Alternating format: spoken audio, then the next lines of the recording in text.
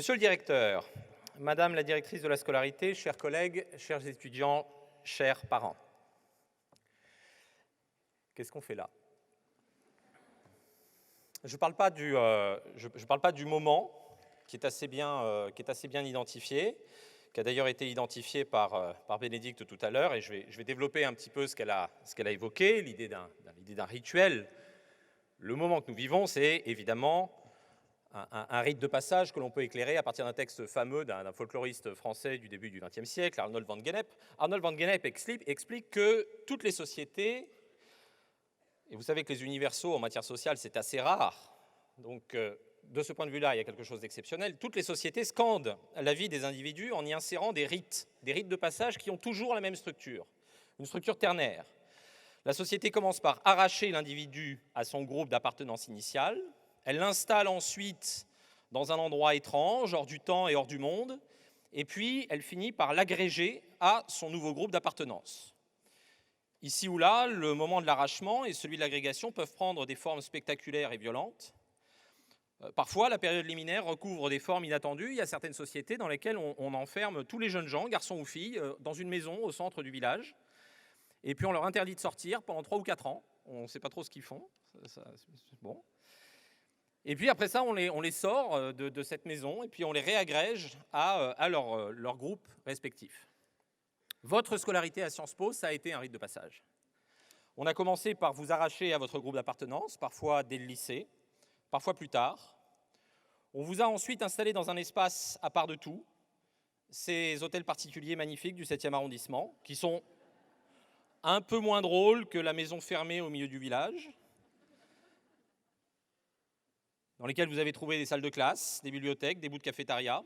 Vous y avez fréquenté vos pairs, vous y avez fréquenté des profs, des équipes administratives dont je voudrais saluer ici le formidable travail. Et dans le cas de l'école doctorale, je voudrais saluer en particulier celles qui sont ici, dans cette salle, que vous connaissez, Karine Boutillier, Katia Dumoulin, Marie-Hélène Crémer, Daniel Le Galoudec et Malika Sadawi. Et aujourd'hui, ce que nous vivons, c'est le 3e temps. C'est le temps de votre agrégation à un nouveau groupe, celui des diplômés de Sciences Po, parce que le rite ne marque pas seulement le départ entre un avant et un après dans la vie d'un individu, le rite distingue aussi 2 groupes, ceux qui en sont et ceux qui n'en sont pas, ceux qui l'ont subi et ceux qui ne le subiront jamais. Donc, je ne m'interroge pas sur le moment, qui est assez clair, je m'interroge sur le lieu. Qu'est-ce que nous faisons ici, dans une salle de concert? C'est incongru. La dernière fois que je suis venu, c'était pour écouter la 5e de Bruckner. J'étais assis là, je sais que ça vous intéresse. Le chef était branché sur courant alternatif. L'orchestre jouait comme jouent les orchestres français, donc avec des très beaux bois, des cordes approximatives. Enfin, tout était normal. Moi, j'étais à ma place et je comprenais. Ici, la nécessité aujourd'hui, la nécessité du lieu s'impose avec un peu moins d'évidence. Alors là, je suis en train d'imaginer Andreas, qui est ici, là, qui me dit « mais pourquoi il dit ça ?» Pourquoi il pose cette question-là? Il sait très bien pourquoi on est là, je veux dire. C'est à cause de la jauge. Il faut pouvoir mettre plein de gens dans un endroit qui a un petit peu d'allure. Est-ce que tu en connais beaucoup d'autres? Des endroits comme ça? Bah oui, on pourrait faire ça au Parc des Princes. Bon. En l'occurrence, je voudrais t'aider, Andreas, en expliquant que ce n'est pas seulement un problème de jauge, en tout cas pour l'école doctorale, c'est aussi... peut-être, et je sais que c'est l'un des lieux communs de l'analyse des carrières scientifiques, mais parce que les carrières scientifiques ont quelque chose partagent pas mal de choses avec les carrières artistiques, en fait. Et donc, c'est pas du tout absurde pour nous de faire une cérémonie de diplomation dans un endroit magnifique comme celui-là. Les points communs, c'est d'abord le fait que, en général, un adolescent, un jeune adulte qui décide de se consacrer à une carrière scientifique, en général, ça désespère les parents. Premier point, et ça, c'est aussi vrai pour les carrières artistiques. Je sais très bien que dans cette salle, il y a beaucoup de parents, des diplômés de l'école doctorale de ce soir, qui ont dû se dire, au moins dans leur fort intérieur, et peut-être de manière un petit peu plus, disons, sonore, qui ont dû se dire « Tu veux aller à l'école doctorale? Non mais ça va pas, non ?» Je veux dire, t'as fait des efforts absolument dingues pour rentrer à Sciences Po, et tout ça, c'est pour faire de la sociologie? Non mais t'es pas tranquille. Tu pourrais au moins faire de l'économie. Non, je sais parce que parmi mes très nombreux enfants, il y en a quelques-uns qui ont à peu près cet âge-là.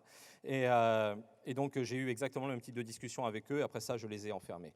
Alors,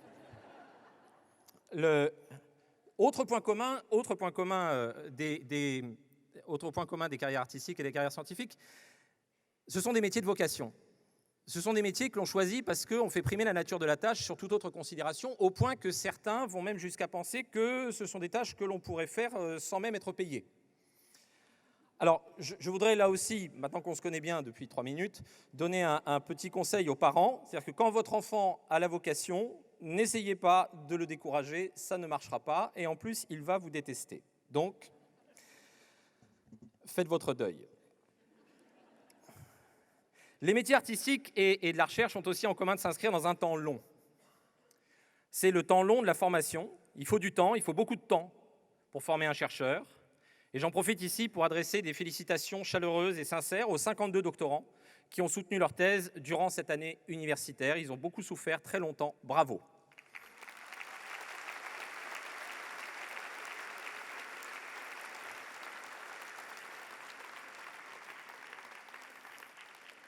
La recherche comme l'art, c'est aussi le temps long de la production. Il a fallu 4 ans à Beethoven pour écrire son 15e quatuor.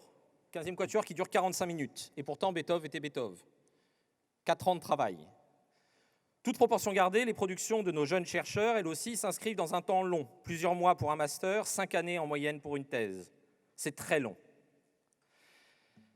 La recherche, enfin, comme l'art, c'est le temps long des références et du dialogue. Ici, on discute avec Weber, avec Marx, parfois avec Leibniz ou Aristote. Nani gigantum humeris incidentes, nous sommes des nains assis sur les épaules des géants, selon la formule fameuse de Bernard de Chartres et de Pascal après lui. Ouais. À moins que ça soit l'inverse, en fait. Souvent la vocation initiale de l'artiste ou du savant se nourrit d'un rêve un peu puéril, comparable en bien des points à celui qui veut devenir footballeur. Je veux faire la différence, je veux être connu, je veux laisser une trace. Et après ça, on se met à travailler, on écrit, et puis on constate qu'entre ce qu'on parvient à produire, c'est très souvent bon, mais c'est quand même rarement génial. Par ailleurs, on constate aussi l'accroissement de la division du travail scientifique qui nous fait nous adresser à des communautés sans cesse plus segmentées et plus restreintes. Et dès lors que ce qu'on écrit n'est pas génial et qu'on parle à des communautés de plus en plus exiguës, on se dit que l'idée de devenir un jour Spinoza ou Foucault, comme on rêverait d'être Messi ou Ronaldo, cette idée finalement elle fait long feu.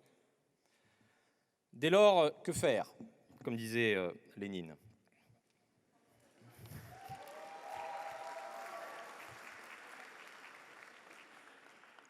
Alors, la solution qui a été trouvée par les membres de la communauté scientifique, de loin en loin et régulièrement, mais je dois dire particulièrement en ce moment, la solution qui a été choisie par les membres de la communauté scientifique a parfois été, je trouve, un peu ridicule.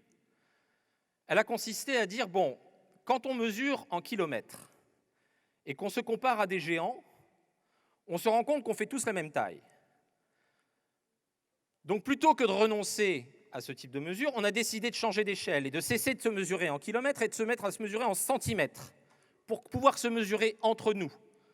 Et là, on commence à se dire « Ah, je mesure 1 centimètre ou 2 centimètres ou 3 centimètres de plus que toi. » Ah pardon, non, c'est pas ça. C'est « J'ai 1 ou 2 ou 4 citations de plus que toi. » Tout ça est un peu misérable.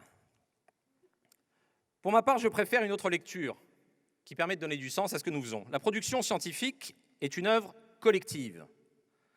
Nos travaux, le plus souvent obscurs, ne se juxtaposent pas pour être comparés. Ils se mélangent, ils se confondent pour produire un terreau d'où parfois, de loin en loin, et souvent sans qu'on puisse l'anticiper, émerge quelque chose de puissant. Une œuvre, un auteur, un courant de pensée. Ce n'est pas nous qui sommes assis sur les épaules de géants, ce sont les géants qui se nourrissent de l'humus que patiemment nous alimentons. Pour qu'il y ait Beethoven, il faut qu'il y ait Hummel, Wölfel, Lessel, Jadin ou Salieri. C'est un destin modeste. Moi, il me va bien. Et pour une fois que la modestie me va bien, j'en profite. Et je voudrais vous remercier et vous dire bravo à tous d'avoir au moins un temps fait le choix de vous fondre dans cette œuvre collective. Bonne route à vous.